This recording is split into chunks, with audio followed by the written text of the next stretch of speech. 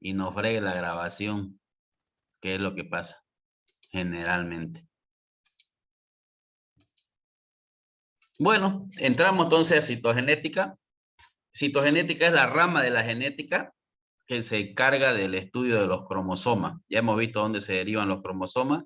¿Para qué? Uno, para caracterizar el complemento cromosómico de las diferentes especies, quiere decir determinar el número, la forma y el tamaño que tienen los cromosomas de diferentes especies que existen en la naturaleza.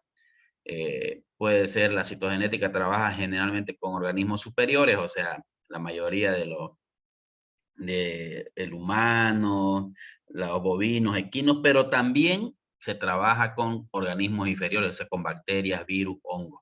¿Para qué se caracteriza el complemento cromosómico? Uno, para estudiar las aberraciones cromosomáticas, quiere decir qué alteraciones se pueden presentar en número, forma y tamaño de los cromosomas, y además qué produce esa alteración.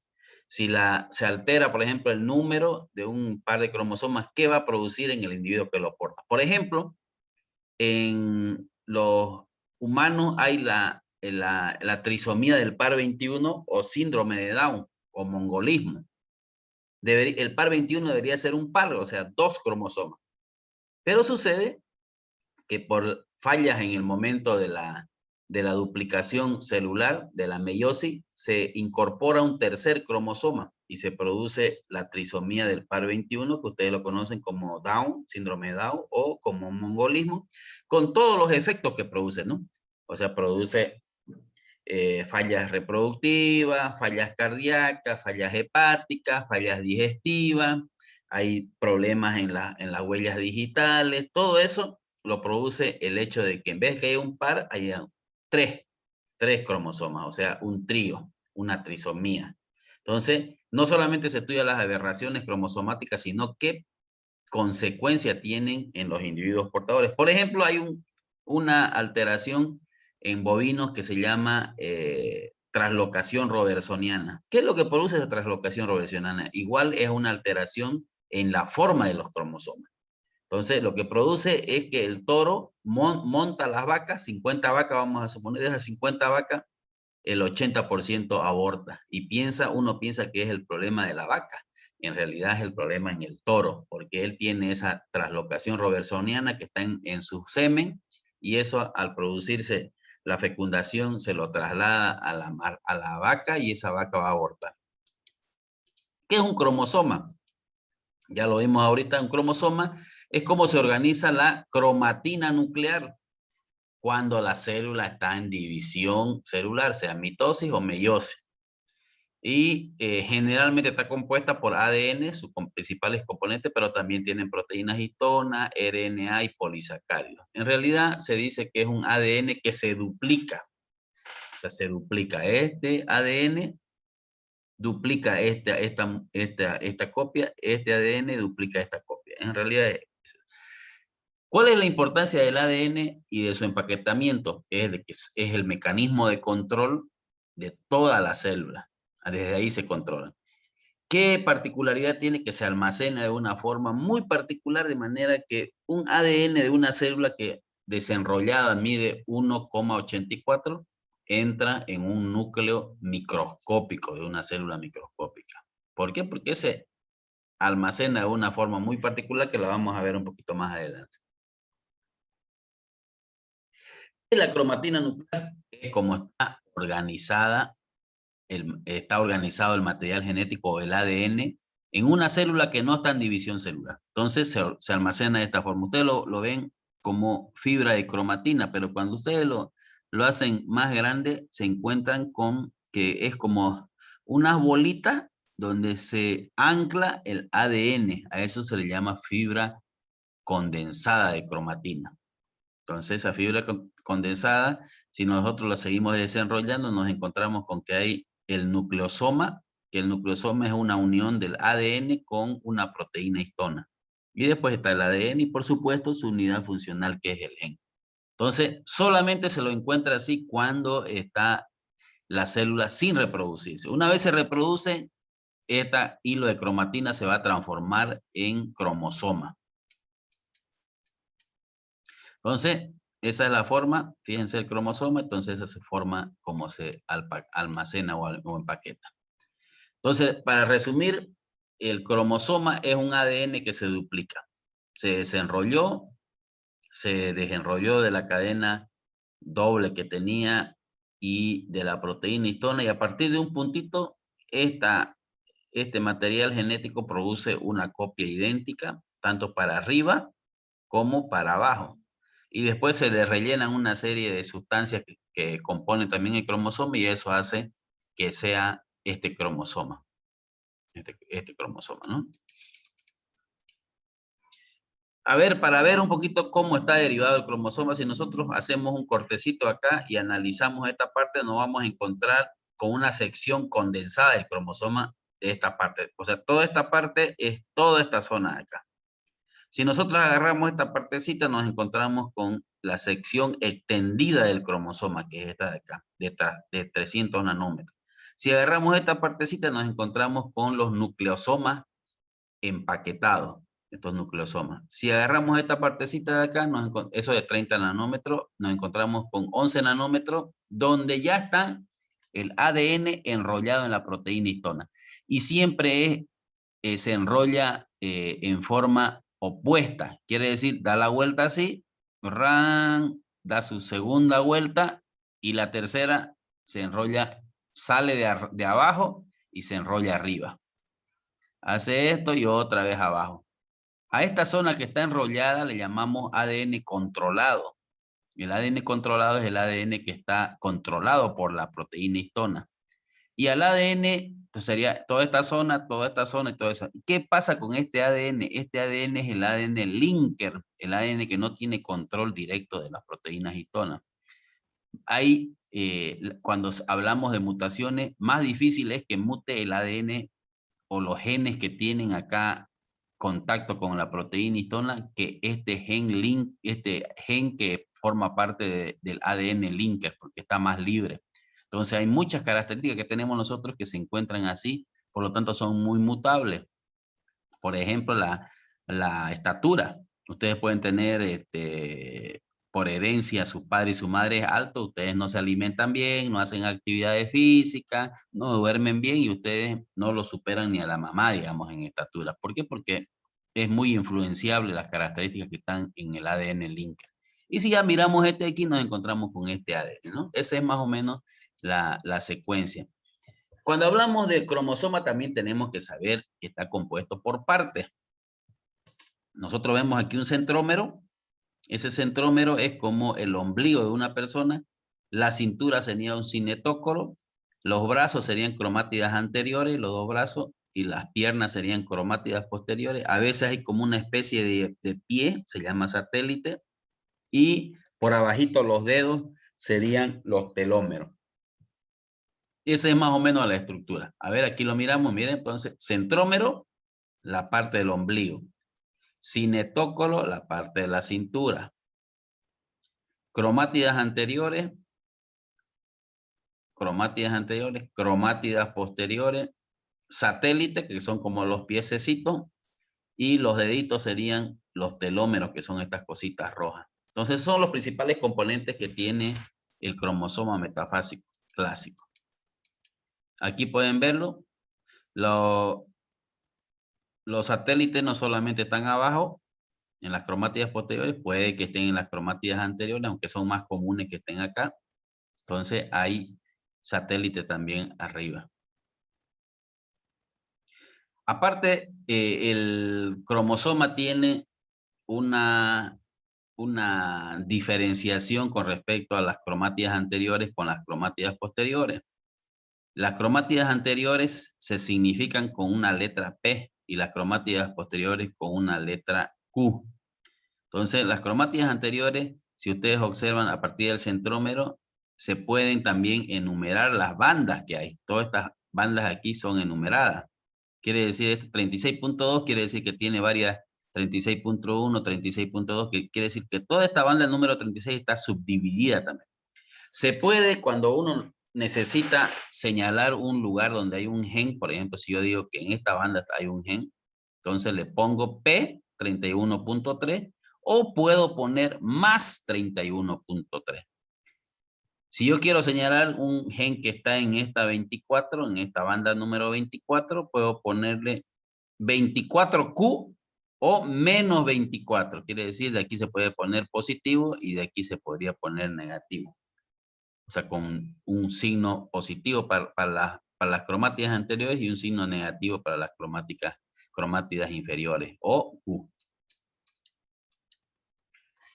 Para resumir, entonces, tenemos la parte de un cromosoma, tenemos el centrómero, cinetócoro, cromátidas anteriores, o P, cromátidas posteriores, o Q. Si hay aquí satélite, un satélite, o si no, los telómeros, las bandas que son las que los cruzan.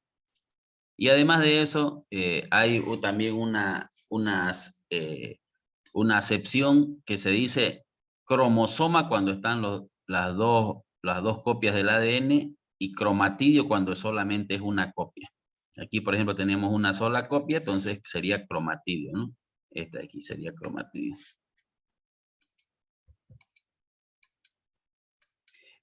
¿Para qué nos sirven los loci o los locus de un cromosoma? Son los lugares donde están ubicados los genes.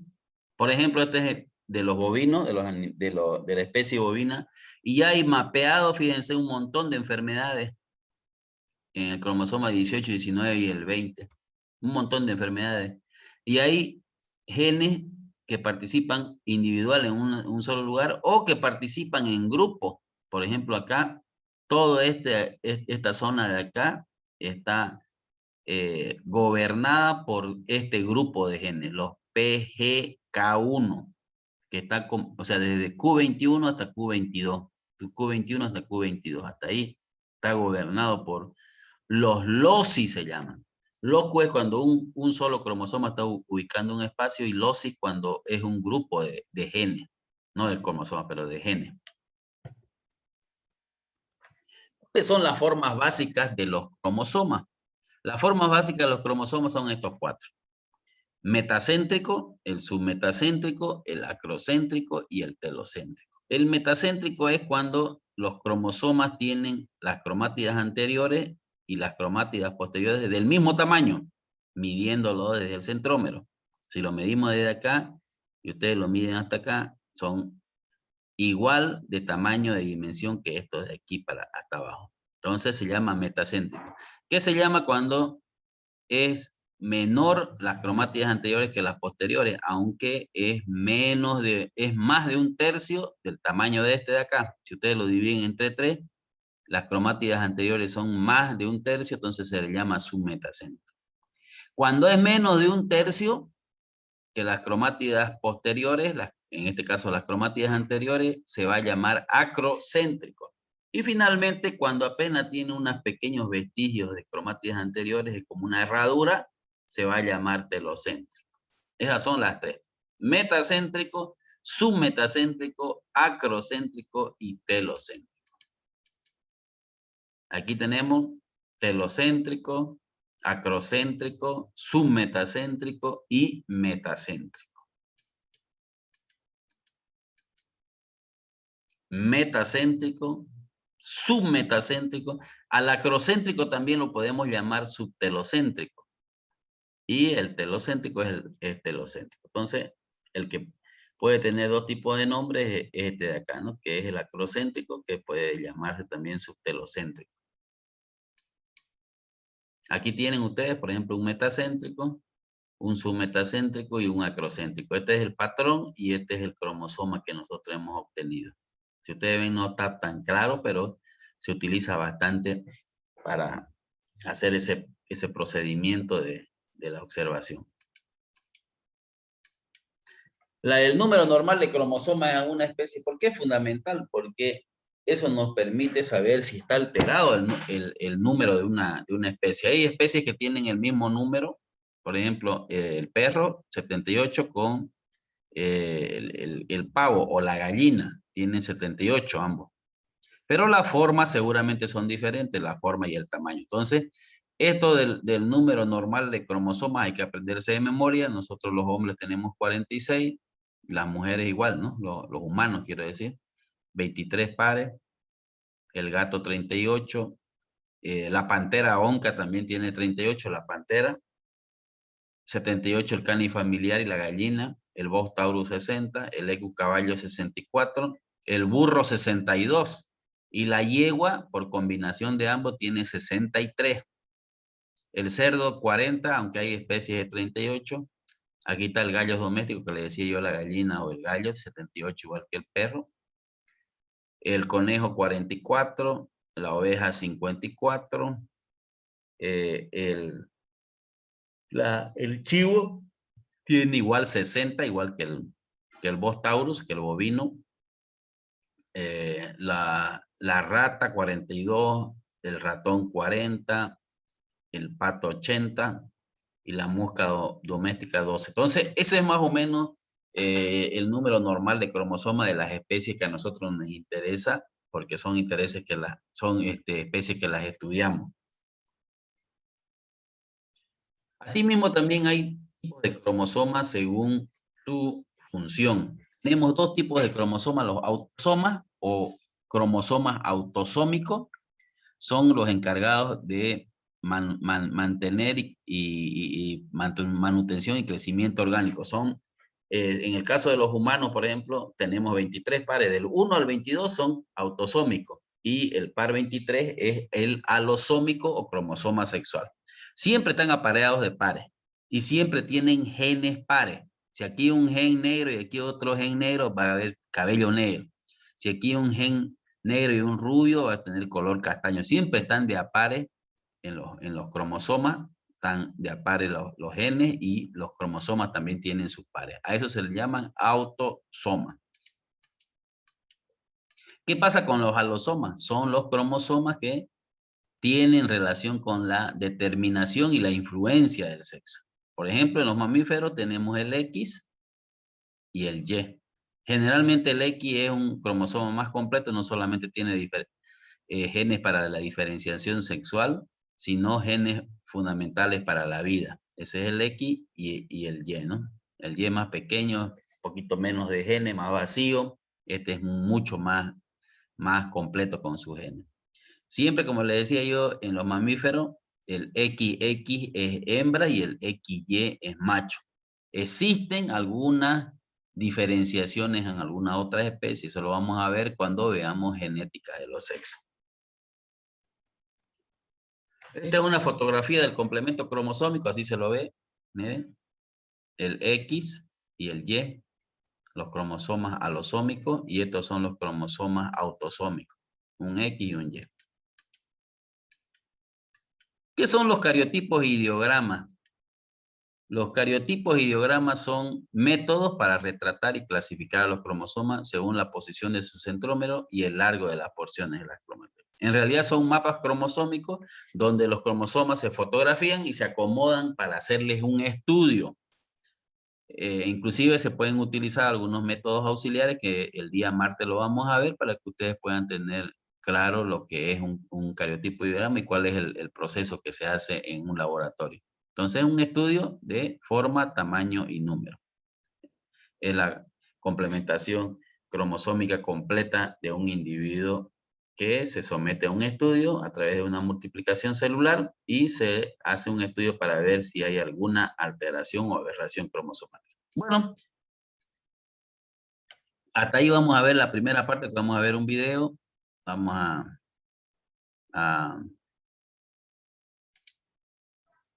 a cortar la grabación.